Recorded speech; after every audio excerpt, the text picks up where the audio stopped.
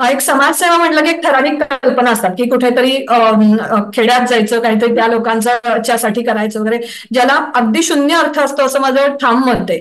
खेड्यातल्या लोकांसाठी जर काम करायचं असेल तर तुम्ही पूर्णपणे खेड्यातच जाऊन तिथे राहा, त्यांच्यात रुजा. मी असं मानते की नियतीने ठरवलंच आहे की हे माझ्याकडनं काम करून घ्यायचं, त्यामुळे जेव्हा जेव्हा अडचणी येतात तेव्हा कोणीतरी मदतीला येतच, 100% येतं. तर बँक एवढ्यासाठी म्हटलंय आम्ही दिवसाला 1 रुपया घेतो. अच्छा. फुकट काही द्यायचं नाही असं ठरवलंच आहे की काही असू दे फुकट द्यायचं नाही, कारण त्याला हम्म. मग मूल्य शून्य येतं. किष्किंधा नगर नावाची एक वस्ती विभाग आहे पुण्यात.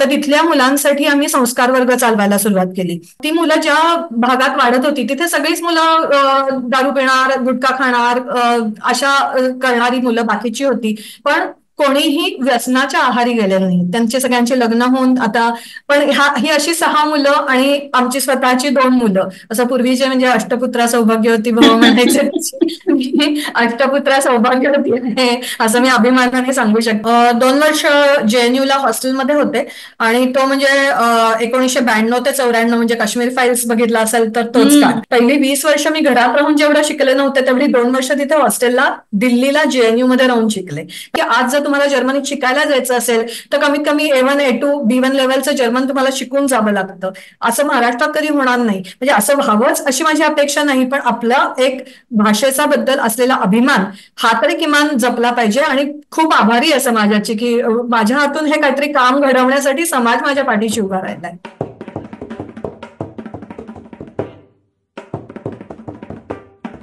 नमस्कार. मी हिरकणी चॅनलवर मी शर्मिला तुम्हा सर्वांचं पुन्हा एकदा मनापासून खूप खूप स्वागत करते. आज आपल्याशी बोलायला आलेल्या आहेत त्या पुण्याच्या दुवा संकलन आणि संवर्धन केंद्राच्या अध्यक्षा, फाउंडर अर्चना गोगटे. काय असतं, समाजामध्ये आपण राहत असतो तेव्हा आपल्याला अनेकांना समाजकार्य करण्याची आवड असते, इच्छा असते. पण संसार, घर किंवा आपला नोकरी धंदा सांभाळत की आपण हे काम थोडं थोडं मागे टाकतो, नंतर करू असं होतं ते. पण अर्चनाताईंनी मात्र आपला संसार, घर आणि नोकरी सांभाळत समाजकार्य हे अगदी सुरुवातीच्या काळापासूनच केलेलं आहे. आणि गेल्या काही वर्षात म्हणजे 2021 मध्ये त्यांनी ह्या सगळ्या कामाचं स्वरूप एकत्र आणून एक संस्था स्थापन केली. स्वतः त्या जर्मन विषयाच्या प्रोफेसर आहेत आणि अनेक मुलांना त्यांनी, मुलांसाठी आणि स्त्रियांसाठी मुख्यत्वे त्यांनी काम केलेलं आहे. तर आज आपण त्यांच्याशी गप्पा मारून त्यांचा हा सगळ्या कामाचा आढावा आणि हा बॅलन्स त्यांनी कसा सांभाळला हे सगळं आपण जाणून घेऊया. तर अर्चनाताई, तुमचं मी हिरकणी चॅनलवर खूप खूप स्वागत.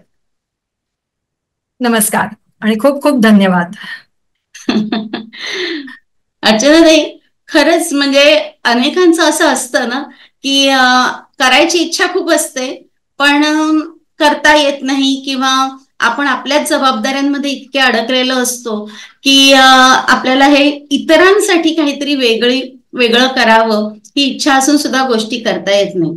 आणि मग हे जे करणाऱ्या अशा फार थोड्या व्यक्ती असतात तुमच्यासारख्या, त्यांना कधीतरी कोणीतरी आयडल असतं त्यांचा, म्हणजे घरातून ह्या बाळकडू असतं किंवा कुठच्या तरी मोठ्या व्यक्तीला आपण बघत मोठे होतो आणि त्याच्या पावलावर पाऊल टाकत पुढे जाण्याचा प्रयत्न करतो.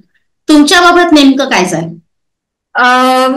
माझ्या बाबतीत म्हणाल तर मी सुदैवी आहे की माझी सख्खी आत्या ही पूर्णपणे समाजकार्याला तिने वाहून घेतलेलं होतं. सांगलीला तिने भगिनी निवेदिता प्रतिष्ठान नावाची संस्था स्थापन केली होती आणि देवदासींच्यासाठी तिने सगळं आयुष्य समर्पित केलं होतं. आणि ते तिला बघत बघतच मी लहानाची मोठी झाले. त्यामुळे दर सुट्टीमध्ये मी इतर कुठे न जाता सांगलीलाच जायचंय आणि तिच्याकडेच राहायचंय आणि तिचं सगळं कार्य मी खूप जवळून बघत होते आणि खूप भारावून गेले होते. आणि ते असं एक वय असतं ना, असं 15-16 वर्षी असं काहीतरी बघायला मिळाल्यावर असं वाटतं येस भारी, आपण पण हे असंच काहीतरी केलं पाहिजे. त्यामुळे मी 10वीची परीक्षा वगैरे झाल्यावर सुट्टीला तिच्याकडे गेल्यावर तिला सांगितलं की आत्या मी ठरवलं आता मी माझं शिक्षण पूर्ण झालं की इथेच येऊन तुला जॉईन होणार आहे. मी लग्न विग्न काही करणार नाहीये. मी पूर्ण वेळ तुझ्यासारखीच या संस्थेला वाहून घेणार आहे. तेव्हा ती मला म्हणाली चुपचाप पुण्याला परत जायचं, आपलं शिक्षण पूर्ण करायचं, लग्न करायचं, संसार करायचा आणि मग त्याच्यानंतरही तुला जर इच्छा उरली तर ह्या सगळ्या गोष्टी करायच्या. असं सगळं सोडून करणं सोपं नसतं, अजून तू लहान आहेस. तेव्हा जरा राग आला होता तिचा, पण ठीक आहे आता ती मोठी होती वयाने, मी ऐकलं तिचं म्हणणं. परत येऊन मी माझं शिक्षण पूर्ण केलं. JNU मधनं जर्मनमध्ये MA ची डिग्री घेतली. त्याच्यानंतर नोकरी सुरू केली पुण्यात. लग्न झालं, 2 मुलं स्वतःची. ह्या सगळ्या संसारात अडकत गेले. पण सुदैवाने मला जोडीदारही माझ्या विचारांशी मिळता जुळता मिळाला होता. त्यामुळे हे जे माझ्या मनातलं एक बीज थोडं काळापुरतं ते गाडलं गेलं होतं, पण गाडलं गेल्यामुळे ते चांगलं फोफावून वर आलं नंतर. आणि त्याला खत पाणी माझ्या घरच्यांच्यामुळे मिळालं, माझ्या जोडीदारामुळे मिळालं. कारण आमची मुलं लहान असतानाच आम्ही किष्किंधा नगर नावाची एक वसती विभाग आहे पुण्यात, तर तिथल्या मुलांसाठी आम्ही संस्कार वर्ग चालवायला सुरुवात केली. आणि त्याची सुरुवात आमच्या घरात काम करणाऱ्या मावशींपासूनच केली होती, त्यांची मुलं. आणि मग त्यांच्या थ्रू आम्ही, कारण असं कुठल्याही वस्तीत पांढरपेशा लोकांना पटकन एंट्रन्स नसतो, ते आपल्याला ऍक्सेप्ट करत नाहीत. म्हणजे आपल्याला खूप इच्छा असते आपण त्यांच्यासाठी हे करू ते करू, पण ते तितकं सोपं नसतं, कारण ते शेवटी एक अंतर ठेवून आपल्यापासून राहतात. तर आपल्याला त्यांच्यामध्ये तेवढं जवळीक साधण्यासाठी असं कोणीतरी ओळखीचं लागतं. तर त्यांच्या थ्रू आम्ही तिथे प्रवेश केला. मग त्या मुलांच्यासाठी आम्ही संस्कार वर्ग चालवायचो. ती मुलं म्हणजे अक्षरशः त्यांची नखं कापण्यापासून ते त्यांचे केस विंचरण्यापासून सगळ्या गोष्टी, कारण ते कशाही अवतारात आलेली असायचे. मग असं नाही, मग असं तुझी नखं कापलेली असते की किती छान दिसतोस, तुझा भांग पडलेला असला की तू किती छान दिसतोस, असं हळूहळू त्यांना ट्रेन करत गेलो. आणि मग कालांतराने मुलं जशी ती मोठी व्हायला लागली तशा त्यांच्या गरजा बदलायला लागल्या. आधी नुसते खेळ वगैरे आम्ही घ्यायचो, थोडे श्लोक शिकव, काहीतरी त्यांच्यावर चांगल्या गोष्टी कानावर पडू द्यात असे प्रयत्न होते. मग हळूहळू त्यांच्यासाठी अभ्यासिका, त्यांच्यासाठी ग्रंथालय, आमच्याच मित्रमैत्रिणींकडनं पुस्तकं गोळा केली आणि त्यांच्यासाठी एक ग्रंथालय चालू केलं. की कारण काय असतं की ती मुलं ज्या भागात वाढत होती तिथे सगळीच मुलं दारू पिणार, गुटखा खाणार, अशा करणारी मुलं बाकीची होती. तर तू असं करू नको हे सांगणं सोपं असतं, पण काय कर हे पण त्याच्या बरोबरीने सांगणं खूप गरजेचं असतं. त्यामुळे मग काय कर हा पॉझिटिव्ह विचार त्यांच्या हातात देण्याच्यासाठी चांगली पुस्तकं हातात दे, अशा तऱ्हेने काही त्यांच्यावर संस्कार करण्याचा प्रयत्न केला. आणि आता सांगायला अभिमान वाटतो की ती सगळी मुलं आता खूप मोठी झाली आहेत. आपापलं शिक्षण ठीक आहे, म्हणजे सगळ्यांनी खूप मोठ्या डिग्र्या वगैरे घेतल्या असतील असं नाहीये. कोणी इलेक्ट्रिशियन झालंय, कोणी प्लंबर झालंय, कोणी ड्रायव्हर आहे, पण कोणीही व्यसनाच्या आहारी गेले नाही. त्यांचे सगळ्यांचे लग्न होऊन आता ते आपापल्या पायावर उभे आहेत, त्यांचा स्वतःचा संसार सुरू केलाय. पण त्यांच्यापैकी कोणीही व्यसनाच्या आहारी गेले नाहीत. ही एक आमच्या ह्या काय म्हणूया सुरुवातीच्या छोटेखानी प्रकल्पाची एक फलश्रुती आहे असं मला वाटतं. नक्कीच नक्कीच. म्हणजे हा ऍक्च्युली बघायला गेलं ना तर तुम्ही जे म्हणालात की असं होतं नाही, गावाकडच्या शाळांमध्ये सुद्धा शिक्षक असतात तर मुलं नसतात, अशी अवस्था असते. त्यांना पकडून पकडून आणावं लागतं. आणि तर तिथे जाऊन त्यांच्या बरोबर राहून त्या वस्तीमध्ये रोज जाऊन काम करणं, हे ह्याच्यासाठी एकतर चिकाटी लागते, सातत्य लागतं. कारण तुम्ही म्हणालात तसा ऍक्सेप्टन्स नसतो. आणि हा ऍक्सेप्टन्स नसतो म्हणण्यापेक्षा ते आपल्याला कशा पद्धतीने झिडकारतील हे सहन करणं फार कठीण असतं या सगळ्या गोष्टी. हो, खरंच पेशन्स हा तर प्रचंड फारच मोठ्या प्रमाणावर लागतो, जो आपल्याकडे खूप कमी आहे ह्याची जाणीव तिथे गेल्यावर पहिल्यांदा होते. नाही तर आपल्याला वाटतं हा आपल्याकडे खूप पेशन्स आहे वगैरे, पण असं काही नसतं. कारण तिथल्या काही महिलांना पण आम्ही दुपारच्या वेळात मी जाऊन तिथे त्यांना ज्या निरक्षर होत्या त्यांच्यासाठी साक्षरता वर्ग पण चालवायचे. तर साधं न हे अक्षर रोज शिकवलं तरी गेल्यावर परत एकदा न म्हटलं की ते मार्क्स काढायच्या. म्हणजे कधी कधी म्हणजे मी स्वतः शिक्षिका असून सुद्धा असं वाटायचं अरे काय न कळत नाही. म्हणजे मी माझे बीएडचे सगळे जे काही शिकवण्याच्या मेथड्सचा अर्क काढून तिथे शिकवला तरी सुद्धा त्यांच्यासाठी एक वेगळीच मेथड तयार करावी लागत होती. हे तिथे जाऊन म्हणजे ह्या गोष्टी मी पण नकळत शिकत गेले त्यांना शिकवता शिकवता. अच्छा. पण एका छोट्या रोपाचं एका छान वृक्षामध्ये निर्माण झालं की या सगळी मुलं पुढे सेटल झालेली आहेत. हे करत असताना तुमचा स्वतःचा संसार होता, स्वतःची मुलं होती आणि तुमचं स्वतःचं प्रोफेशनही होतं. मग ही जी सगळी सांगड घालायची होती, तर हे सगळं गणित तुम्ही कसं सांभाळलं? मी लग्नाच्या आधी फक्त MA जर्मन होते. त्याच्यानंतर लग्नानंतर मी BEd केलं, MA इंडॉलॉजी केलं आणि PG डिप्लोमा इन लिंग्विस्टिक्स केलं. हे सगळं 2 मुलं असताना केलं. आणि त्याच्या बरोबरीने हे सगळे सो कॉल्ड लष्कराच्या भाकऱ्या भाजणं हा जो प्रकार असतो तो चालूच होता. पण ह्या सगळ्यांमध्ये ना म्हणजे मला हे नक्कीच ओढाताण भरपूर होते, आपली खूप धावपळ होते वगैरे. पण ती आवड असल्यामुळे हे सगळे धावपळ वगैरे आपण सहन करू शकतो. पण सगळ्यात महत्वाची गोष्ट म्हणजे मुलांकडे दुर्लक्ष होऊन चालणार नाही, हे फार एक मनात घट्ट बांधलेली गोंगाट होती. कारण उगाच लोकांनी कोणी असं पुढे म्हणायला नको किंवा आपल्याला पण असं जाणीवायला नको की अरे आपण दुसऱ्यांच्या मुलांसाठी काही करत राहिलो आणि स्वतःच्या मुलांकडे दुर्लक्ष झालं, असं कधी मला व्हायला नको होतं. त्यामुळे ह्या सगळ्या गोष्टींमध्ये ना आम्ही मुलांना पण इन्व्हॉल्व्ह करत गेलो. म्हणजे जेव्हा मी या वसती विभागात जायचो मुलांना पण बरोबर घेऊन जायचो की त्यांनाही कळू दे की त्यांच्या वयाची मुलं काही वेगळ्या प्रकाराने वाढतात. आज आपल्या घरात त्यांना काय म्हणू ते सगळं समोर हजर असतं, खेळणी किंवा अभ्यासाला पुस्तकं हे ते सगळ्या गोष्टी म्हणायच्या आधीच रागर हजर असतात. पण तिथे त्या प्रत्येक गोष्टीसाठी किती स्ट्रगल करावा लागतो हे त्यांनाही त्या वयातच जाणीव झाली. त्यामुळे मला खूप सांगायला छान वाटतं की आज दोन्ही मुलांमध्ये सुद्धा सामाजिक जाणीवा तेवढ्याच तीव्र आहेत, ज्या आजकालच्या तरुण मुलांमध्ये खूप बोथट झालेल्या दिसतात. पण सुदैवाने दोन्ही मुलांमध्ये ही जाणीव खूप छान अगदी खोलवर रुजली आहे, कारण त्यांना लहानपणापासून या सगळ्या गोष्टींमध्ये इन्व्हॉल्व्ह करत गेलो. किंवा मी अभ्यास करत असताना दोन्ही मुलांना शेजारी बसवायचे आणि हा तुझा होमवर्क, हा तुझा होमवर्क आणि हा माझा होमवर्क, असं आपण सगळे मिळून होमवर्क करूया असं करून मी माझं शिक्षण घेतलं. कारण असं मुलांना वाटायला लागलं हा आई आपला आपला अभ्यास करा, आपल्याकडे काहीच लक्ष नाही, असं व्हायला नको म्हणून मी त्यांना सगळ्या गोष्टींमध्ये इन्व्हॉल्व्ह करत गेले. आणि त्यामुळे ते पण एन्जॉय करत गेले माझ्याबरोबर या सगळ्या गोष्टी. आणि त्याचा मला सगळ्यात जास्त आनंद होता. कारण कुठल्याही आईला ना ही एक द्विधा मनस्थिती खूप असते की आपण नोकरी पण करतो, आपण मुलं पण सांभाळतो, आपल्या घरच्या जबाबदाऱ्या आहेत आणि या सगळ्यात आपण उगाचच काहीतरी एक सुपरवुमन होण्याचा आव्हानात असतो आणि या सगळ्यात खरं सांगायचं तर आपलीच खूप ओढताण होते. पण त्यापेक्षा ठीक आहे ना, आपण सगळ्यांना बरोबर घेऊनच करूया की हा हे काम आपल्याला करायचंय तर आपण सगळे मिळून करूया. आणि मग मुलांना पण त्याच्यात इन्व्हॉल्व्ह करून घेतल्यामुळे ना कधी कधी शाळेत ऐकलेल्या गोष्टी वगैरे मुलं पण तिथे त्या वस्तीत सांगायची, त्यांनाही तो एक आनंद होता. आणि त्यामुळे मला ह्या सगळ्याचं बर्डन आलं नाही की हा आपण एवढ्या सगळ्या गोष्टी एकदम अंगावर घेतोय, कसं काय करू. तर जमत गेलं त्या सगळं. त्यामुळे त्यांच्यावरही एक चांगले संस्कार झाले आणि एक चांगले सुजाण नागरिक निर्माण करणं हे माझं सगळ्यात मोठं ध्येय होतं की घरात आपली 2 मुलं जी आहेत ते 2 सुजाण नागरिक आपण समाजाला दिले पाहिजेत कालांतराने. ते स्वप्न आज पूर्ण झालंय असं मी नक्की म्हणू शकते.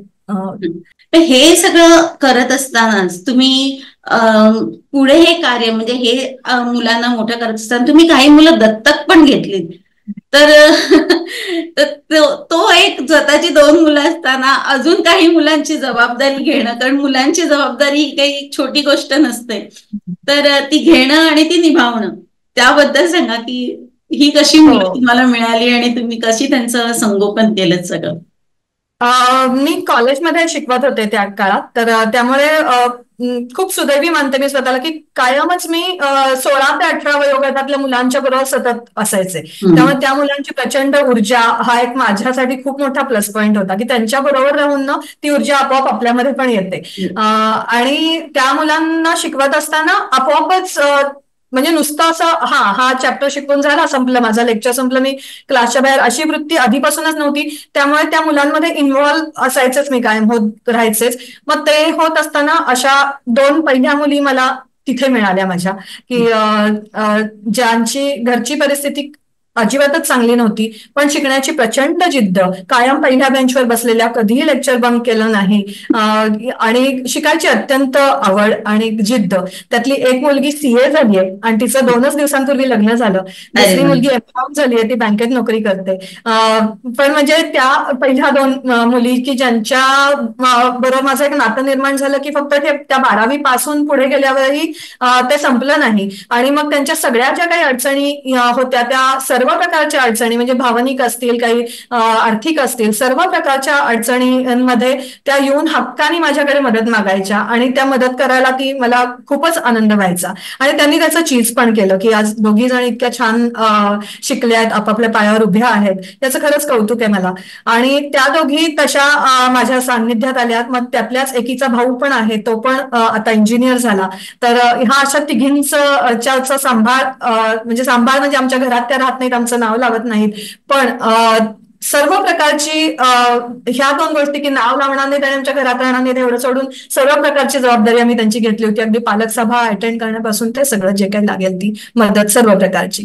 आणि त्याच्यानंतर एक मुलगी म्हणजे आमच्या घराच्या जवळच एक शाळा आहे जिथे 10वीच्या गुणवंत विद्यार्थ्यांचा सत्कार होता. त्यावेळेला काही योगायोगाने आम्ही तिथे गेलो होतो आणि त्याच्यातली एक जी मुलगी होती तर तिला 84% पडले होते. तिचा सत्कार झाला. त्यानंतर तिथल्या मुख्याध्यापकांनी आम्हाला सांगितलं की हिच्या घरची परिस्थिती खूप वाईट आहे, हिची आई गेलेली आहे, वडील बेडरिडन आहेत आणि हिला धाकटी 2 भावंड आहेत.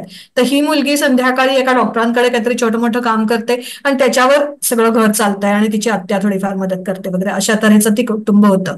तर त्या 3ही मुलांना मग त्या क्षणापासून ती आमचीच झाली. आता त्यातला सगळ्यात धाकटा जो आहे तो तर अत्यंत खट्याळ आणि तो बिचारा खूप लहान असताना त्याची आई गेली आणि तो अत्यंत आईवेडा मुलगा होता. त्यामुळे तो सतत तो खूप असा काय म्हणूया खूप चिडलेला असायचा सगळ्या जगावर, का तर केवळ त्याची आई त्याच्याकडे नाहीये आणि ते समजण्याचं त्याचं वय नव्हतं की आई जाण्यात जगाचा काही दोष नाहीये, पण तो असं सतत त्यामुळे चिडलेला असायचा. आणि तो काय म्हणतो ना आपण एखादं की खट्याळ मुलं असेल तर आईच शेवटी त्याला सगळ्यात जवळ करते, तसं ते आमच्या घरी आल्यावर सुद्धा तो इतका रुळला म्हणजे जवळजवळ रोजच आमच्या घरी येतो तो. आणि आता तो झाला 18 वर्षाचा, पण म्हणजे तो ते सगळ्यात धाकटं बाळ आमचं, सगळ्यात शेंडेफळ म्हणूया. पण त्यामुळे सगळे मला चिडवतात की तुझा लाडका मुलगा, सगळ्यात लाडका मुलगा. पण तो खरंच मनाने खूप गोड आहे, पण कोणाचंच ऐकायचं नाही तो, पण तो माझा ऐकायचा. म्हणजे काही म्हणजे इतका घरात भांडाभांडी करायचा. मग सारखे त्याच्या मोठ्या भावांचे फोन यायचे की तो काकू मला मारतोय, तो असं करतोय. मग त्याच्यावरती इतका वेळ लेक्चर द्यायला लागायचं, खूप पेशन्सने त्याला समजावायला लागायचं. पण आता खूप छान झालाय. आता त्यांनी DBRT हा कोर्स पूर्ण केला, तो नोकरीला लागला. त्याचा मोठा भाऊ इलेक्ट्रिशियन झाला, तोही नोकरीला लागलाय. आणि सगळ्यात मोठी जी ती बहीण होती तिचंही लग्न झालं.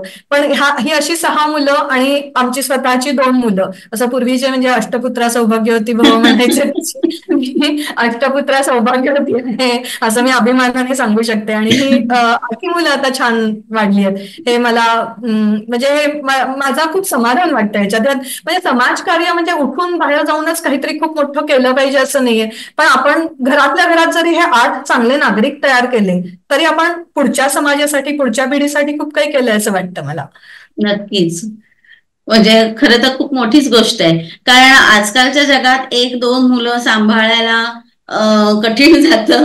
आजकालची तर तरुण पिढी अशा विचारांपर्यंत आलेली आहे की मुलंच नको, स्वातंत्र्यच राहिलेलं बरं. अशा काळामध्ये आपला समाज आपला या दिशेने जात असताना तुमच्यासारखे काही लोक की स्वतः बरोबर अजून 6 मुलांना मोठं करणं हे खरंच खूप मोठी जबाबदारी. आणि नुसतंच मोठं केलेलं नाही तर आज सगळेजण स्वतःच्या पायावर उभे राहून लग्न कार्य तुम्ही त्यांचे करून दिले, तर म्हणजे कौतुकास्पदच गोष्ट आहे.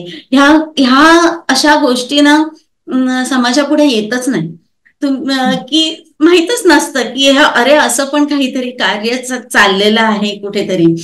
तर त्याच्यामुळे तुम्ही आज येऊन हे सगळं जे शेअर करताय ना ते खूप छान वाटते मला स्वतःला सुद्धा. आणि माझी खात्री आहे की सगळ्यांनाच याबद्दल एक अभिमान खरं तर काम तुम्ही केलं, पण आपल्याला एक अभिमान वाटतो की आपल्यासारखीच एक स्त्री असं काहीतरी काम करते. हे करत असताना तुम्ही आता जर्मन पण शिकवत होतात, तर त्या आणि जर्मनचं तुम्ही म्हणाला JNU मधून तुम्ही जर्मन केलं, तर मग त्यावेळेला तुम्ही दिल्लीला राहिला होता? हो, 2 वर्ष JNU ला हॉस्टेलमध्ये होते. आणि तो म्हणजे 1992 ते 94 म्हणजे काश्मीर फाईल्स बघितला असेल तर तोच काळ. त्यामुळे फारच सेन्सिटिव्ह होता तो सगळा वेळ. आणि तिथे त्या काळात एखाद्या मुलीला ठेवणं हे सुद्धा खूपच म्हणजे धाडसाचंच होतं म्हणायला पाहिजे. म्हणजे माझे आई वडील त्याच्या टोटली अगेन्स्ट होते, पण जरा मूलतःच रिबेलियस वृत्ती असल्यामुळे मी नाही, मी जाणारच आणि करणार आहे मी, तर मी तिथेच करणार असं ठरवून मी गेले. पण त्या 2 वर्षांचा मला प्रचंड फायदा झाला. म्हणजे मी 21व्या वर्षी तिथे गेले, तर पहिली 20 वर्ष मी घरात राहून जेवढं शिकले नव्हते तेवढी 2 वर्ष तिथे हॉस्टेलला दिल्लीला JNU मध्ये राहून शिकले. कारण ते खूप वेगळं वातावरण होतं आणि असंही जग असतं हा अनुभव पण तिथे मला मिळाला. आणि त्यामुळे कदाचित माझ्या जडणघडणीत किंवा विचार करण्याच्या प्रकारात खूप बदल झाला असं मला वाटतं.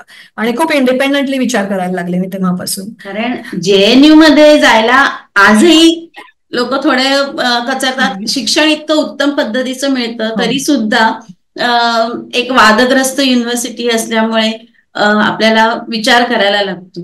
हो, पण मला असं वाटतं की दोन्ही बाजू आपल्याला कळणं हे कधीही चांगलं. म्हणजे समाजाच्या दोन्ही बाजू, की ठीक आहे अगदी ठराविक चाकोरीत पुण्यात राहणारी एक मुलगी जी उठून अचानक दिल्लीला JNUला जाऊन काही शिकते, आणि जिथे अगदी म्हणजे माझी रूममेट सुद्धा त्या काळात म्हणजे 30 वर्षापूर्वी ती चेन स्मोकर होती. हे इतका कल्चरल शॉक होता माझ्यासाठी. पण ह्या सगळ्या गोष्टीतनं मी खूप शिकले, खूप गोष्टी शिकले. तिथे जाऊन त्या प्रवाहात आपण वाहवत जावं का त्याच्या विरुद्ध पोहावं हे शिकायला सुद्धा तिथे जाऊन आधी तो प्रवाह काय आहे हे कळावं लागतं. त्यामुळे नुसतं काठावर बसून बोलण्यापेक्षा मी त्या उडी घ्यायचं ठरवलं आणि तिथे त्यातनं ताऊन सुलाखून निघाले असं मला वाटतं. की खूप वेगळ्या गोष्टी, मला तिथे एक वेगळा अँगल मिळाला मला विचार करायचा. अशा वेळी आपले संस्कार आपल्या कामाला येतात, नाहीतर आपण वाहत जाऊ शकतो. अगदीच, नक्कीच जाऊ शकतो. आणि तिथलं वातावरण तेव्हाचं तर अगदीच तसं होतं की सहजच मी वावरत जाऊ शकले असते. पण सुदैवाने घरचे संस्कार होते की नाही, मला परत यायचंय आणि काही वेगळं करायचंय. त्यामुळे मी येऊ शकले. आणि तिथून आल्यानंतर मी नोकरी इथे पुण्यात सुरू केली. आधी म्हणजे मी JNUला जाण्यामागचं कारण असं होतं की जर्मनमध्ये MA पुण्यात सुद्धा तेव्हाही करता येत होतंच, पण तेव्हा पुण्यामध्ये फक्त लिटरेचरमध्ये MA करता येत होतं आणि मला ट्रान्सलेटरच व्हायचं होतं असं मी ठरवून टाकलेलं होतं की मला टीचिंगमध्ये अजिबात यायचं नाहीये. पण अल्टिमेटली मी टीचरच झाले. पण तेव्हा माझं असं ठाम ठरलेलं होतं मी फक्त ट्रान्सलेटरच होणार. म्हणून मी तेवढ्याकरता JNUला गेले, कारण तिथेच फक्त ती सोय होती. आणि पुण्यात आल्यानंतरही मी ट्रान्सलेशन्सच करत होते. पण त्यानंतर लग्न झाल्यावर माझा जेव्हा पहिला मुलगा जन्माला आला त्याला खूप सारी दुखणी होती. म्हणजे पहिली एक 7-8 वर्ष त्याची प्रचंड प्रमाणात दुखणी होती. त्या सगळ्या दुखण्यांमधून त्याला बाहेर काढण्यासाठी मला प्रचंड वेळ त्याला द्यावा लागत होता, जे ट्रान्सलेशन्स करताना मला शक्य नव्हतं. म्हणजे मधले काही वर्ष तर मी पूर्ण जर्मनला पूर्णविराम दिलेला होता. आपण काही त्याच्यात करिअर करणार नाही होत असं मनाला ठामपणे समजावून सांगितलेलं होतं, कारण माझ्या मुलासाठी.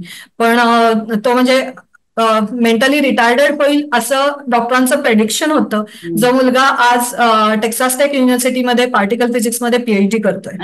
आणि पण हे नशीबच. पण त्यातनं त्या सुरुवातीच्या काळात त्याला खूप जपावं लागलं. आणि त्यामुळे तेवढा वेळ देण्यासाठी आईच लागते, आईला सबस्टिट्यूट कोणी होऊ शकत नाही. म्हणून मी अगदी ठरवून जर्मन बाजूला ठेवलं. ही जी सांगड तुम्ही घातली, त्या सांगड घालताना तुम्ही स्वतःच्या प्रोफेशनला पण एक कलाटणी दिली आणि हा सगळा बॅलन्स सांभाळला गेला. आपल्याला कधी कधी वेगळे वेगळे निर्णय घेतच पुढे जावं लागतं आयुष्यात. पण मला तरी म्हटलं नव्हतं की मी टीचर होईन. मला का म्हणजे अजिबातच आवडायचं नाही, का माहिती नाही का, पण मला ते नाही बाबा, मला नाही राहायचं शिक्षक असं एक काम होतं मनात. पण अगदी, आणि मला खूप आनंद वाटतो की मी शिक्षक झाले, कारण सतत ह्या मुलांच्या आजूबाजूला राहून ना खूप गोष्टी शिकायला मिळतात. खूपच छान असतात मुलं, असं मला आता खूप जाणवतंय.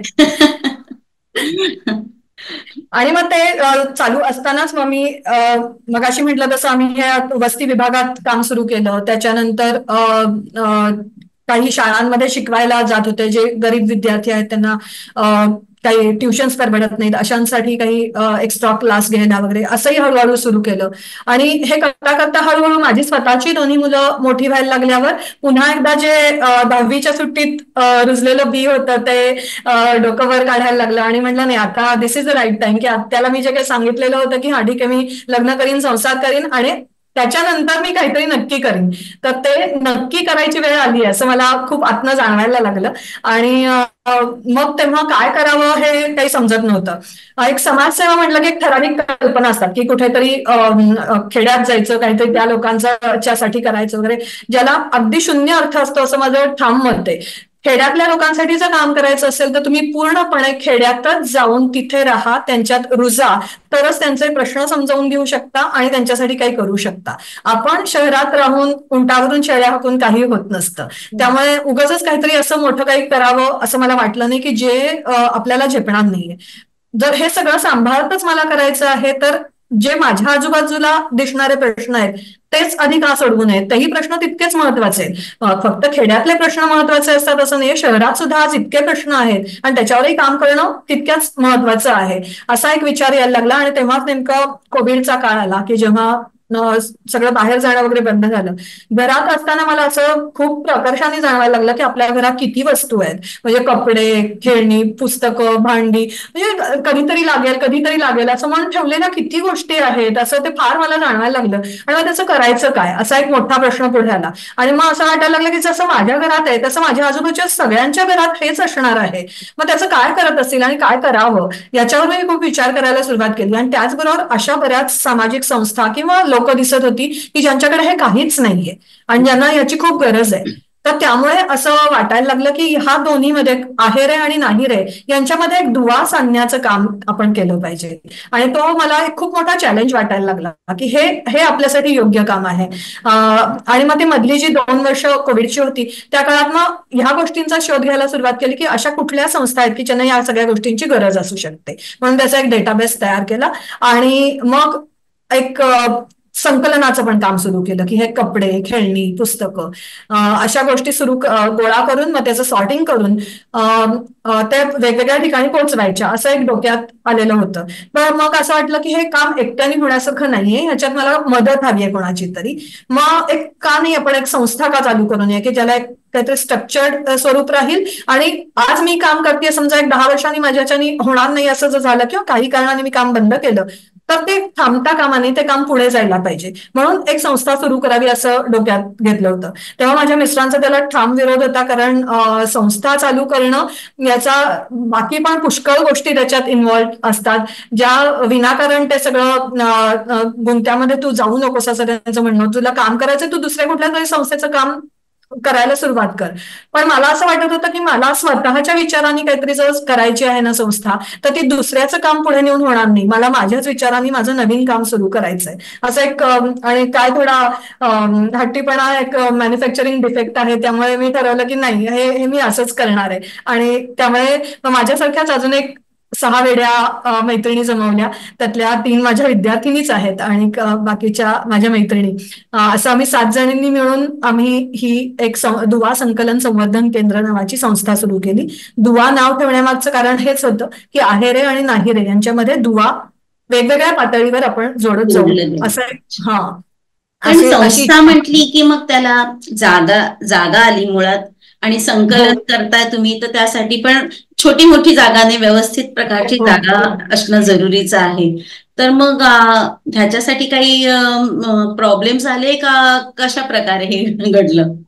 सुरुवात केली तेव्हा खरं तर म्हणजे आमच्या लग्नाच्या 25व्या वाढदिवसाला आम्ही एक छोटंसं घर घेतलं होतं आणि असं आम्ही ठरवलं की हे घर आपण म्हणजे काही भाड्याने द्यायचं नाही, किंवा आम्हाला स्वतःला तर राहायचं नव्हतंच पण भाड्याने पण द्यायचं नाही. त्याचं काही म्हणजे आपण पैसे मिळवण्यासाठी त्या घराचा उपयोग करणार नाही आहोत, काहीतरी सामाजिक कारणासाठी करायचं असं आम्ही ठरवलं होतं.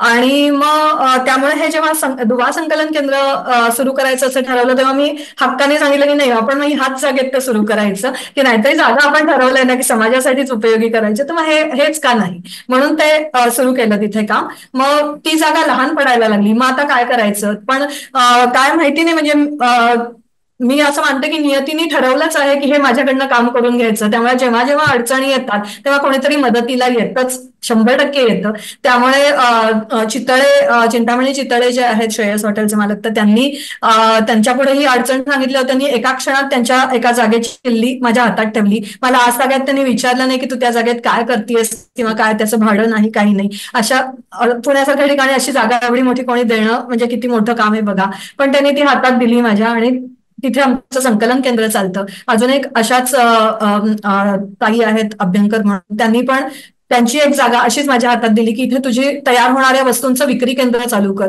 आणि तिथेही त्यांनी भाडं न घेता ती जागा दिलेली आहे. असे एक ना अनेक हात मदतीला आले, आणि आम्ही हे कपडे आणि पुस्तकं भांडी हे वेगवेगळ्या ठिकाणी तर आम्ही पोहोचवतो, वेगवेगळ्या संस्थांपर्यंत.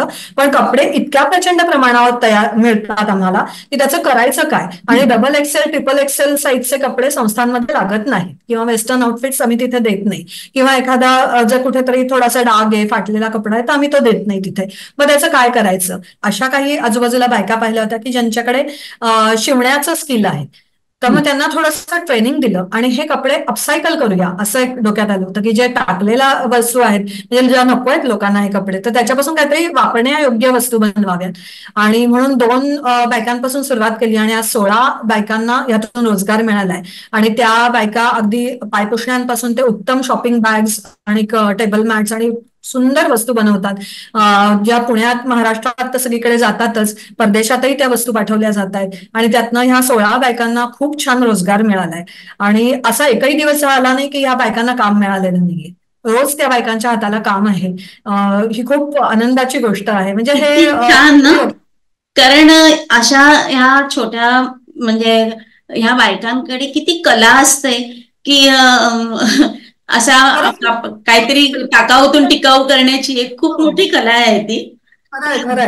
आणि त्याच कधी कधी मला सुचवतात, ताई असं नको असं करूया. म्हणजे त्यांची खरंच मला कल्पना शक्ती बघून खरंच खूप म्हणजे कमाल वाटतं की ह्यांना जर कुठे स्कोप मिळाला असताना खूप चांगल्या फॅशन डिझायनर झाले असते, असं खूप वाटतं मला. पण त्यामुळे आज त्यांना 16 बायकांना रोजगार मिळायला लागलाय.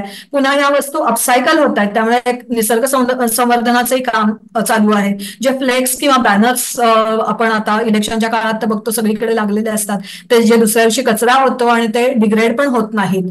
तर मग अशा तऱ्हेचे ते फ्लेक्स गोळा करून आम्ही त्याच्यापासून ग्रो बॅग्स बनवतोय, ज्याच्यामध्ये डायरेक्टली झाडं लावता येऊ शकतात, कुंड्यांच्या ऐवजी आपण ते वापरू शकू.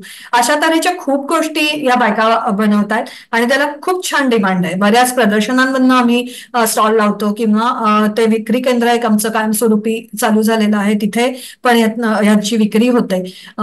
त्यामुळे ह्या बायका पण खूप खुश आहेत की आपल्याला काहीतरी काम मिळालं हाताला. म्हणजे पैशाबरोबरच त्यांना एक जो आत्मविश्वास मिळालाय ना, तो खूप छान आहे, खूप महत्वाचा आहे. म्हणजे आपण जे काही पैसे आम्हाला संस्थेला मिळायला लागले, त्यातून आम्ही वेगवेगळे समाजकार्य करायचं डोक्यात घेतलं की काही या अशा वस्ती विभागात राहणाऱ्याच महिलांसाठी रक्त तपासणी शिबिर, मग त्यांना आहार तज्ञांचं मार्गदर्शन, की सगळ्यांचं हिमोग्लोबिन कमीच असतं मोस्टली तिथे, त्यामुळे मग अगदी खजूर आणि मनुका घेऊन खाणं काही सगळ्यांना शक्य नसतं, त्याची गरजही नसते. पण आपल्या रोजच्याच आहारात काय कशा तऱ्हेचे बदल केले तर आपण आपल्या कुटुंबाचं आरोग्य चांगलं ठेवू शकू, यासाठी आहार तज्ञांचं मार्गदर्शन, अशा छोट्या छोट्या पुष्कळ गोष्टी करत गेलो. आता सायकल बँक आम्ही सुरू केलेली आहे. पुण्यातली एक शाळा आहे की जिथे मराठी माध्यमाची शाळा आहे, तिथे येणाऱ्या मुली ज्या आहेत त्या लांब लांब न येतात आणि आर्थिक परिस्थिती तेवढी चांगली नाही, तर मग त्या मुलींच्यासाठी आम्ही सायकल बँक सुरू केली. बऱ्याच सारख्या घरांमधनं आजकाल 10वी पास झाली मुलं की सायकली चालवत नाहीत, त्यांना गाड्या बाईकच लागतात, मग त्या सायकली तशाच पडून असतात. मग अशा सायकली आम्ही गोळा केल्या, काही सायकली विकत घेतल्या, आणि त्या व्यवस्थित करून त्या मुलींना चालवायला देतो आम्ही. जून महिन्यात सायकली देतो, एप्रिलमध्ये परीक्षा वार्षिक परीक्षा होईपर्यंत त्या मुली सायकली चालवतात. मग वार्षिक परीक्षा झाल्यावर सायकली परत घेतो, कारण सुट्टीत त्यांच्या हातात ठेवत नाही सायकली, आणि मग पुन्हा जून महिन्यात परत देतो. असं वर्षभर ते सायकल बँक एवढ्यासाठी म्हटलंय आम्ही दिवसाला ₹1 घेतो. फुकट काही द्यायचं नाही असं ठरवलंच आहे, की काही असू दे फुकट द्यायचं नाही, कारण त्याला मग मूल्य शून्य येतं. कारण जे आम्ही घेतोय ते पण कुठल्या तरी डोनरनी दिलेल्या वस्तू आहेत, त्यांचाही काहीतरी तो कष्टाने कमावलेला पैसा आहे, तर तो असाच्या असा जावा असं नाहीये आमची इच्छा. त्यामुळे दिवसाला ₹1 हा काही फार मोठी गोष्ट नाही, पण तेवढा द्यायचा असं एक ठरवून आम्ही हे काम सुरू केलंय. आणि त्याचा त्या मुलींना पण खूप छान उपयोग होतोय, की आज ज्या 2-2 बसेस बदलून लांबणं यायच्या, आणि मग 8वी नंतर मग हळूहळू त्यांचं घरनं पण मग विरोध व्हायला लागतो की जाऊ दे नको शिक, त्याच्यापेक्षा त्यांच्या हातात सायकल आल्यामुळे त्या मुली त्यांचं शिक्षण पुढे चालू ठेवतायत. काही कर्वे स्त्री शिक्षण संस्थेतल्या काही विद्यार्थिनींचं आम्ही कॉलेजचं शिक्षण पूर्ण करण्यासाठी फी भरतो आहोत, जेणेकरून त्यांचं शिक्षण थांबू नये. आमच्या इथेच जवळ एक गरा पालकर प्रशाला म्हणून आहे की जिथे मराठी माध्यमाची शाळा आहे, आणि तिथल्या मुलांना ट्युशन्स वगैरे काही परवडत नाही. शाळेचे शिक्षक खूप छान कष्ट घेतात त्या मुलांवर, पण प्रत्येकालाच तेवढ्या पेसनी शिकता येतं असं नाही. तर त्यातली शेवटची 10 मुलं जे आपण म्हणतो ना वर्गातली, त्या 10 मुलांसाठी आम्ही सराव वर्ग घेतो. इंग्लिश, मॅथ्स आणि सायन्सचे, शाळा भरायच्या आधी पाऊण तास. त्याचाही त्यांना खूप चांगला फायदा होतोय, कॉन्फिडन्स वाढतोय की 10च मुलं असल्यामुळे ते काही प्रश्न आले तर ते विचारू शकतात. सगळ्या मुलांसमोर विचारायची लाज वाटते वर्गात, पण ते तेवढे 8-10च मुलं आहेत म्हटलं ते ते प्रश्न विचारू शकतात. आणि त्यातनं त्यांचं बेसिक कन्सेप्ट क्लिअर व्हायला लागलेले आहेत. त्या शाळेत आम्ही ओल्या कचऱ्यातनं खत निर्माण करायचं मुलांना प्रशिक्षण देतोय. आणि एक शाळेचा एक कोपरा, असा पडीक कोपरा होता की जिथे काय नुसतं असं डम्पिंग एरिया सारखं होतं, तर तिथे आम्ही आज कुंड्या लावून मुलांनी त्याच्यामध्ये रोपं लावलेली आहेत. कारण नुसतं सायन्सच्या पुस्तकात शिकून त्याचा काही उपयोग नसतो. तर ऍक्च्युअली ओला कचरा घरातला पण मुलं घेऊन येतात आणि शाळेच्या परिसरात जो झाडांची पानं वगैरे पडतात ती सगळी एकत्र करून त्याच्यापासून खत बनवायचं कसं आणि त्यात झाडं लावायची कशी याचं ट्रेनिंग दिलंय. आणि आता ह्या जून पासून त्या म्हणजे शाळेत जे काही पाहुणे वगैरे वेगवेगळ्या कारणांनी येतात, गॅदरिंग असेल किंवा कशासाठी, तर त्यांना ज्या भेटवस्तू देतात त्याच्याऐवजी मुलांनी तयार केलेली रोपच द्यायची असं आम्ही ठरवलंय. की त्यातनं मुलांनाही एक आनंद असतो की आपल्याला काहीतरी करायला मिळालं तर, आणि त्यांनी केलेली वस्तू पाहुण्यांना दिली आहे. आणि मुख्य म्हणजे आता ती मुलं स्वतःच्या घरात पण हा ओला कचरा जिरवायला लागली आहेत. त्यांना तो एक महत्वाचा एक संदेश त्यांच्यापर्यंत पोहोचला. तसंच आम्ही वेगवेगळ्या सोसायट्यांमधनं सुद्धा ओला कचरा जिरवून त्याच्यापासून खत तयार करण्याचं प्रशिक्षण देतो दुवा संकलन केंद्राच्या मार्फत. माझी स्वतःची गच्चीवर गेले 18 वर्ष ओल्या कचऱ्यावरची बाग आहे. आठवड्यातले 4 दिवस तरी भाजीपाला मला स्वतःच्या घरचा मिळतो. आणि जो विषमुक्त आणि ताजा भाजीपाला, अगदी फळं, सीताफळं, डाळिंब, पेरू सगळं आहे घरी. गच्चीवर बाग आहे. आणि मग हे ट्रेनिंग आम्ही लोकांपर्यंत पोहोचवायचं. हे सगळे अर्बन प्रॉब्लेम्स आहेत, पण तेही तितकेच महत्वाचे आहेत. कारण कचरा प्रत्येक शहराचा आज इतका मोठा प्रॉब्लेम होत चाललेला आहे. तर त्याच्यावरती म्हणजे मी घरात भाजी आणून शिजवली तर त्याचा तयार होणारा कचरा ही महानगरपालिकेची जबाबदारी कशी होणार? ती माझीच जबाबदारी आहे आणि ती मीच पार पाडली पाहिजे. हे घराघरात पोहोचवावं यासाठी आम्ही सध्या प्रयत्न करतोय. पुण्याजवळच एक शाळा आहे, जिथे छोटी प्राथमिक शाळा आहे. त्या म्हणजे अगदीच काही, त्या शाळा म्हणजे फक्त एक बिल्डिंग होती, पण त्या शाळेकडेला आम्ही अशीच जे काही आमच्याकडे डोनेशन आली होती त्याच्यातनं घसरगुंडी आणि झोपाळे बसवून दिले. अंगणवाडी आणि प्राथमिक शाळा आहे. ती मुलं इतकी खुश झाली की ते शिक्षक म्हणाले, अहो उपस्थिती एवढी वाढली वर्गात येणाऱ्या मुलांची, कारण ते पण एक आकर्षण होतं आणि ती गरज पण आहे. फक्त येऊन मुलांनी पुस्तक उघडून शिकावं हे नाही आपण अपेक्षा करू शकत. तर ह्या बेसिक गोष्टी पण तिथे नव्हत्या. तर हे सगळं डोनर्समुळेच होते. म्हणजे आम्ही काहीच करत नाही, आम्ही दुवा असण्याचंच काम करतोय की शहरात ज्यांच्याकडे पैसे होते त्यांच्याकडनं गोळा करून जिथे गरज होती तिथपर्यंत ते पोहोचवले त्या योग्य त्या वस्तूच्या स्वरूपात. तर हे असं दुवा जोडण्याचं काम आम्ही या संस्थेमार्फत करतो आहोत वेगवेगळ्या स्तरांवर.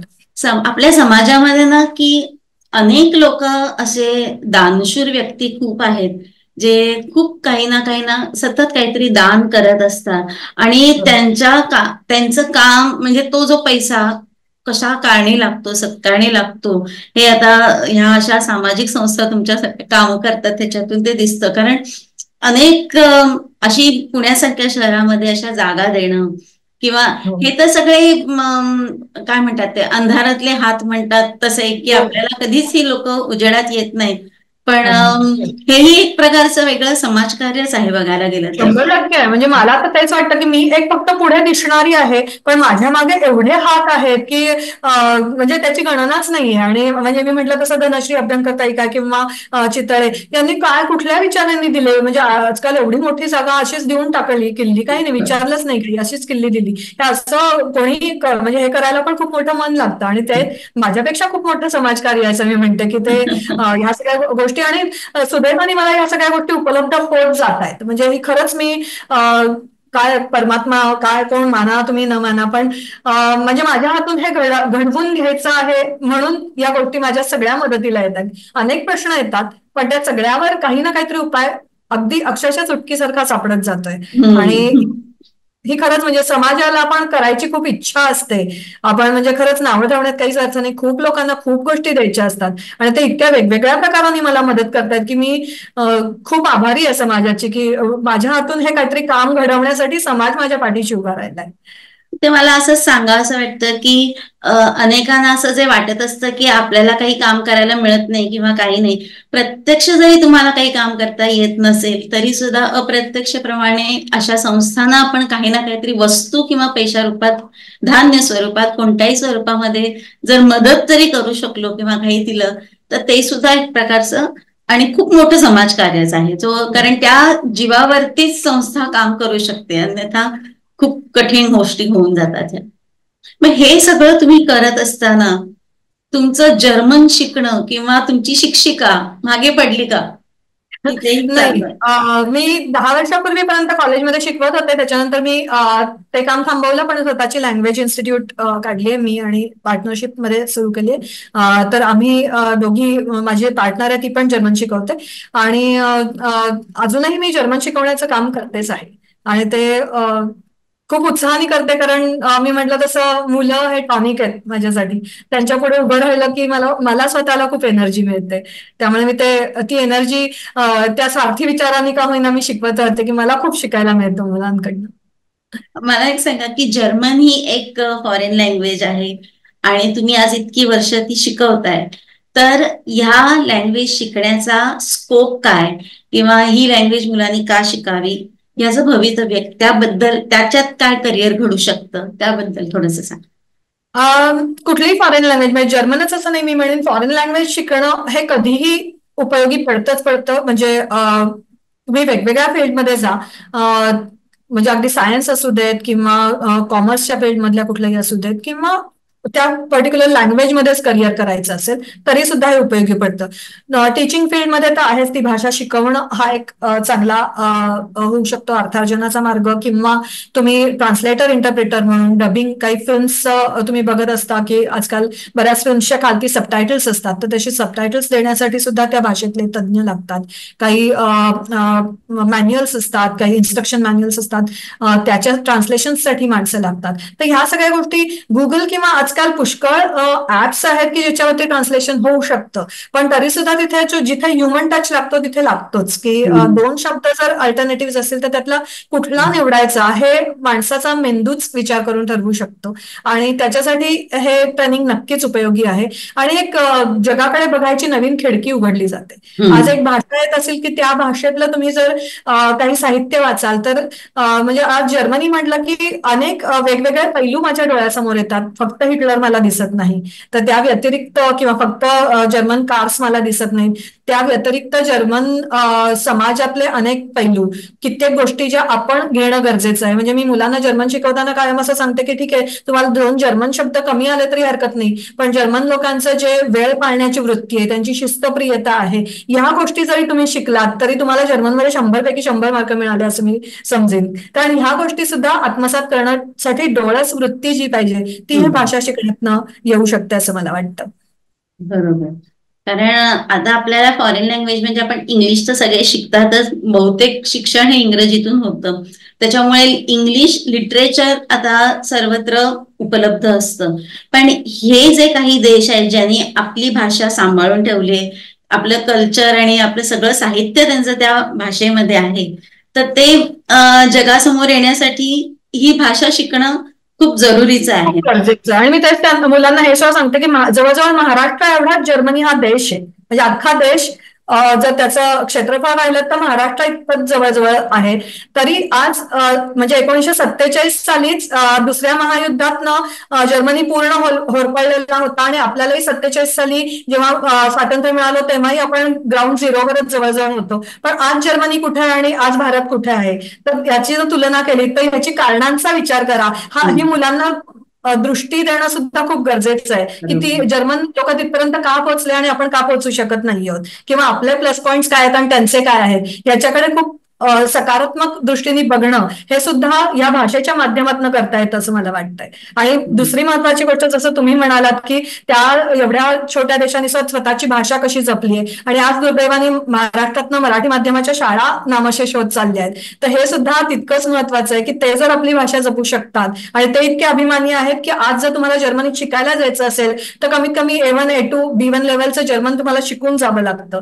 असं महाराष्ट्रात कधी होणार नाही. म्हणजे असं व्हावंच अशी माझी अपेक्षा अपेक्षा नाही, पण आपला एक भाषेचा बद्दल असलेला अभिमान हा तरी किमान जपला पाहिजे. आणि किमान आपल्याला भाषा आपली आली पाहिजे. आता मी इतक्या खालच्या लेवलवर येते की किमान मातृभाषा येऊ देत, तुम्हाला बोलता येऊ देत, इतक्या लेवलपर्यंत मी खालती येऊन आजकाल अपेक्षा ठेवायला लागली. पण दुर्दैवाने तेवढं सुद्धा आज महाराष्ट्रात दिसत नाहीये. आणि त्यासाठी मी या भाषा माध्यमाचा उपयोग करून घेते की ह्या लोकांनी जर आपली भाषा जपली तर आपण का जपत नाही. आज आपण जाऊन त्यांची भाषा शिकतोय आणि आपली स्वतःचीच भाषा आपण विसरून चाललोय. हे पण विचार करण्यासारखी गोष्ट आहे. पण या गोष्टींचे विचार करतच नाही की आपल्याकडे काय आहे किंवा ते किती महत्वाचं आणि किती मोठं आहे. तर हे सगळे जे विचार तुम्ही ऍक्च्युअल काम करून रुजवतायत समाजामध्ये आणि मुलांमध्ये. पण ते नुसतं असं सांगून नाही ना होत. म्हणजे आता माझी स्वतःची दोन्ही मुलं मराठी माध्यमात शिकलेली आहेत. म्हणजे जरी आज माझा मुलगा पीएचडी करतोय, आज तो अनेक ठिकाणी पेपर प्रेझेंट करतो, आता त्याला जिनिव्हा सन सारख्या प्रसिद्ध लॅबोरेटरीमध्ये बोलावलेलं आहे वर्षभरासाठी. हे सगळं तो करतो, पण तो मराठी माध्यमात शिकलेला आहे. माझी मुलगी मराठी माध्यमात शिकलेली आहे, ती उत्तम इंटिरियर डिझायनर झालेली आहे आणि कुठेही काही त्यांचं अडलेलं नाहीये. मग का आपण एवढा बाऊ करतो की म्हणजे ठीक आहे, माझ्या पिढीत तर मराठी माध्यम होतं, म्हणजे मी स्वतःही मराठी माध्यमात शिकली आणि मी जर्मन शिकवते, कुठेही अडत नाहीये माझं त्याच्यात. मी अनेक देश विदेशात जाऊन पेपर प्रेझेंट करून आले, मला कुठेही काही अडचण आली नाही. पण नवीन पिढीला तर म्हणजे मराठी माध्यमात घालणं याच्यावरच एवढा मोठा अरे काय हे असं म्हणजे फारच विचित्र काहीतरी करतोय असं वाटायला लागतं. पण तसा काही बाऊ जर खरी बुद्धिमत्ता असेल तर ती कुठेही चमकतेच आणि जेवढी असते तेवढीच चमकू शकते. त्यामुळे तुम्ही इंग्लिश मीडियम मध्ये घाला किंवा मराठी मीडियम मध्ये फरक पडत नाही. बरोबर आहे. सध्या मराठी शाळांची अवस्था पण फार बिकट झालेली आहे. कारण मुलंच कमी झाली असल्यामुळे शाळांची अवस्था ही बिकट झाली. म्हणजे मोठ्या मोठ्या शहरांमध्ये ही अवस्था आहे, तर खेड्यापाड्यामध्ये तर आपण विचारच नाही करू शकत त्या सगळ्या गोष्टींचा. पण आता ही दुवा संकलन संवर्धन केंद्र जे तुमचं चालू आहे, याचं तुम्ही भविष्य काय बघता? म्हणजे तुम्ही त्याचं पुढे काय आहे? की आता तुम्ही जसं म्हणालात की भविष्यात जाऊन ही संस्था बंद होऊ नये, हा जो तुमचा विचार आहे, तर पुढचे काही प्रकल्प म्हणा किंवा 5 वर्षानंतर संस्थेला कुठं स्थिर करायचंय किंवा काय, याबद्दल काय भविष्यात काय विचार आहे? आम्ही म्हणजे आमचा 7 जणींचा तर कॉल टीम आहेच आहे, पण त्या व्यतिरिक्त आम्ही दुवा सपोर्ट टीम म्हणून एक व्हॉट्सअप ग्रुप केलाय की ज्यांना असं काहीतरी समाजासाठी करायची इच्छा असते, पण मला काही रोज काही वेळ देणं शक्य नाही, माझं नोकरी ऑफिस आहे वगैरे वगैरे, अगदी मान्य. तर मग तुम्हाला जेव्हा म्हणजे जो कुठला मला प्रॉब्लेम असेल ना काही की अमुक एक शिवणाऱ्या ताईंकडे काहीतरी पोहोचवायचंय, कारण त्या बायकांना नाही येऊ शकत दरवेळेला, कारण मुलं लहान आहेत किंवा कोणाच्या काही काही अडचणी असतात, तर मग तिथे काहीतरी पोहोचवायचंय, तर सपोर्ट टीमवरचं कोणीतरी सांगतो हा मला आज त्या एरियात जायला शक्य आहे, मी घेऊन जाते. इतकं छोटं पण ते सुद्धा समाजकार्यच आहे. तर असं करत करत 100च्या वर लोक आम्ही जोडली आहेत या सपोर्ट टीम मध्ये, आणि ते काही ना काहीतरी छोटी मोठी कामं असली तरी ती सगळी करतात आणि खूप आनंदाने आवडीने करतात. म्हणजे असं मी म्हणते की खारीचा वाटा प्रत्येकाने जो एक थेंबे थेंबे तळे साचे असं ते छान तयार झालंय. आणि त्याच्यामधनं आता आम्ही सभासद वाढवायला सुरुवात केली आहे दुवा संकलन संवर्धन केंद्राची, आणि पुढचे जवळजवळ 3 वर्षाचे प्रोजेक्ट तरी डोक्यात तयार आहेत. आता मी फक्त ते मांडू इच्छित नाही ते, पण डोक्यात तयार आहेत. आणि त्याच्यासाठी जी काही तयारी पाहिजे आहे की काय काय म्हणजे विशेषतः अपसायकलिंग मध्ये खूप काम करायची इच्छा आहे. म्हणजे मी एक स्वीडन मधली एक फिल्म पाहिली होती व्हॉट्सअपवरच, की तिथे एक असं मॉल आहे की जिथे सगळ्या अपसायकल्ड वस्तूच मिळतात. त्याच्या खालच्या मजल्यावर ते सगळं लोकांकडच्या जुन्या वस्तू घेतात आणि वरच्या 2 मजले जे आहेत त्याच्यामध्ये त्यातनं अपसायकल झालेल्या वस्तूंची विक्री होते. तर माझं असं एक स्वप्न आहे की भारतात पण असं काहीतरी एखादं मॉल तयार व्हावं की ज्याच्यात ह्या सगळ्या वस्तूंचं, कारण यूज अँड थ्रो हा प्रकार इतका प्रचंड वाढलेला आहे आणि त्याच्यामुळे निर्माण होणारे प्रश्न हे आत्ताच इतके बिकट आहेत की अजून 20 वर्षानंतर त्याचे काय अवस्था होईल हे खरंच कल्पना करवत नाही.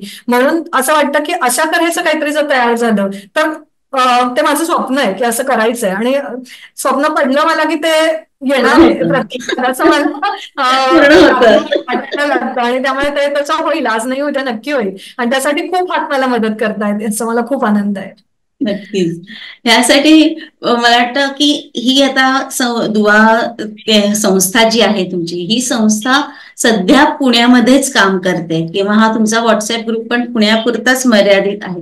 तर ही संस्था चे जरा हातपाय बाहेरच्या शहरांमध्ये किंवा गावांमध्ये पसरण्यासाठी काहीतरी आपण करू शकतो का, किंवा काय कसे जोडले जातील लोक या संस्थेशी, की त्याच्यात आता आम्ही 7 जणी ज्या कोर टीम मध्ये आहेत ना, त्यातली एक जण मुंबईला गोरेगावला राहते. तर त्यामुळे तिच्या मार्फत आमचे असे प्रयत्न चालू आहेत की ह्या ज्या दुवाच्या वस्तू तयार होत आहेत तर त्याचं तिकडे आम्ही बऱ्याच वेळेला प्रदर्शनं लावतो, किंवा तिथे मुंबईतल्या तिच्या ओळखीतल्या काही ग्रुप्समधनं त्याची विक्री केली जाते. असं हळूहळू आता आम्ही पुण्याबाहेरही हातपाय पसरायला सुरुवात केलेली आहे. आणि त्याचं नुसतं मुंबई नाही पण महाराष्ट्रात इतर ठिकाणी प्रसार व्हावा. आणि ही कन्सेप्ट म्हणजे सगळं दुवानीच करणं गरजेचं नाहीये किंवा शक्यही नाहीये, पण अशा तऱ्हेचं दुवाचा रेप्लिका अजून 10 ठिकाणी तयार व्हावा अशी इच्छा आहे आमची. आणि असं जर इतर कुठल्या शहरांमधनं कोणी तयार करण्याची इच्छा असेल तर आम्ही जे काही मदत लागेल किंवा गायडन्स लागेल तर द्यायला आम्ही जरूर तयार आहोत. आम्हाला खूपच आनंद होईल. म्हणजे बरोबर आहे, कारण विचार अनेकांच्या मनात येतात पण त्याच्यासाठी कधी मार्गदर्शन नसतं किंवा आपल्याला दिशा मिळत नसते. सगळेच एवढे फॉर्च्युनेट किंवा लकी नसतात की त्यांच्या आयुष्यात अशी माणसं येतात. पण इच्छा असेल तर मार्ग निघतो. तसा आजच्या आपल्या गप्पा कोणाला तरी आम्ही एक दुवाची कुठेतरी रेप्लिकेशन त्याचं होईल असं आपण इच्छा करू शकतो, कारण आपली अगदी जरूर. म्हणजे इच्छा केली की पूर्ण होते, आपल्याला माहिती आहे. हो हो. आणि असं पाहून कुठेतरी ती ठिणगी पडते आणि कुठेतरी तो मिळवा पेटतो. आणि तो असा जसा माझ्या मनात पेटला तसा दुसरीकडे कुठेतरी नक्की पेटेल याची मला पूर्ण खात्री आहे. आणि त्यासाठी तुम्ही माध्यम ठरता आहात, त्यामुळे तुमचे खूप खूप आभार. मला सांगायला आवडेल की ज्यांना कोणाला दुवासारखं काही काम करायचंय किंवा दुवा संस्थेशी जोडायचंय, कोणत्याही प्रकारचं तुम्ही त्यांना काही डोनेट करायचंय, मदत करायची काम स्वरूपात किंवा वस्तू स्वरूपात, तर तुम्ही अर्चनाताईंना जरूर संपर्क साधू शकता. आपण त्यांचे सगळे डिटेल्स डिस्क्रिप्शन बॉक्समध्ये दिलेले आहेत, तर तुम्ही जरूर त्याचा विचार करा आणि अर्चनाताईंशी संपर्क साधा. अर्चनाताई, आज तुम्ही इथे येऊन तुमच्या कामाबद्दल सगळ्या गोष्टी सांगितल्यात. म्हणजे एक फॉरेन लँग्वेज शिकणं, त्याच्यासाठी तुम्ही घेतलेली एक वेगळी मेहनत, आपल्या आत्याचा एक जो ठसा आहे कामाचा तो प्रत्यक्षामध्ये आपण लहानपणी रुजलेलं, म्हणजे जसं असतं ना बांबूचं बी कसं वरती यायला वेळ लागतो पण ते खूप एकदा वर आलं की ते खूप फोफावतं, तसं तुमच्या आयुष्याचं झालेलं आहे की ते बीज खालती बराच काळ दडून बसलं पण जेव्हा वर आलं तेव्हा ते एकदम फोफावून आलेलं आहे. तर हे सगळं कार्य तुमचं खूप पुढे जाऊ दे. तुमच्या सगळ्या कार्याला मी हिरकणीकडून खूप खूप शुभेच्छा आणि पुन्हा चॅनलवर आल्याबद्दल खूप धन्यवाद. धन्यवाद.